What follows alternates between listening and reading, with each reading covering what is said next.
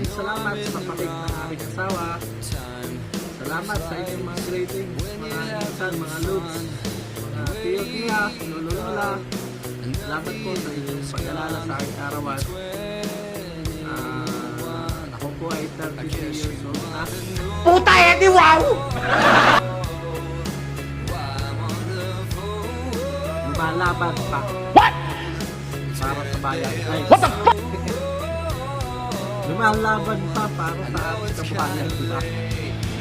So, maraming salamat sa aking asawa na gawa nito po ito. Alam mo, meron pa siya mga business week. Ngayon na ulit. Oh my God! Wow! Saka meron pa siyang isang sa akin. Kala ko ay biro-biro ko lang. Niluluko-luko ko lang siya ng mga nagkakabumat pa. Kaya napapanood ko lang sa TikTok. So, binilan niyo pa rin ako ng portable electronic na pang-trapset. So, pag-aralan natin. Saka sa mga bumati dyan, maraming salamat sa aking pamilya.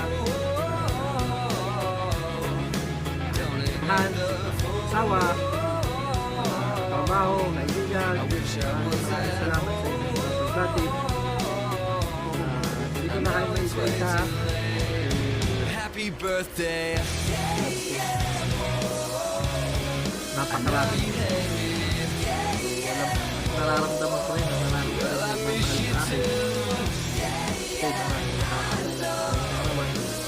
Thank you. Tawad, mawad.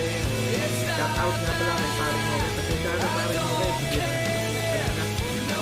Nabil ka sa ako ng motor. Pero salamat ha. Sa mga paring mo sa akin. Sa mga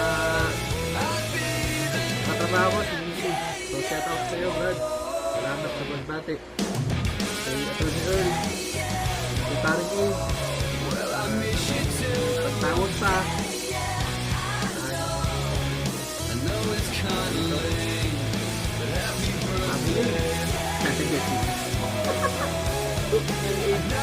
Happy birthday!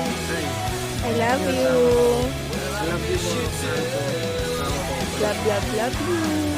I love you more. From my heart. From the bottom of my heart. So, peace out. Thank you. Yo, binabati ko nga pala, may mga birthday din ngayon. Si Karen Landaos, si Poy Ilagan, Brad Cotto, happy birthday, si Kuya Jason Perez ng Atimonan, Tito Laki ng Atimonan, yung bata sa Quiapo, sa may Bilibid Viejo, Tutoy, happy birthday. At sa lahat ng may birthday, isang masayang karawan sa atin lahat, no? Mag-iingat po kayong lahat at kami naman ho ay wala hong kahanda-handa ngayong araw na ito. Kami ho ay tinamaan ng masakit, yung lalamunan, parang may plemaga po dito. Ay kami naman hindi makapagkakain. Ano ba kita, sir? Maintindihan na lang ho namin sa Sabado kung ano magiging labanan. So, muli po, binabati ko po ang lahat ng may karawan ngayon.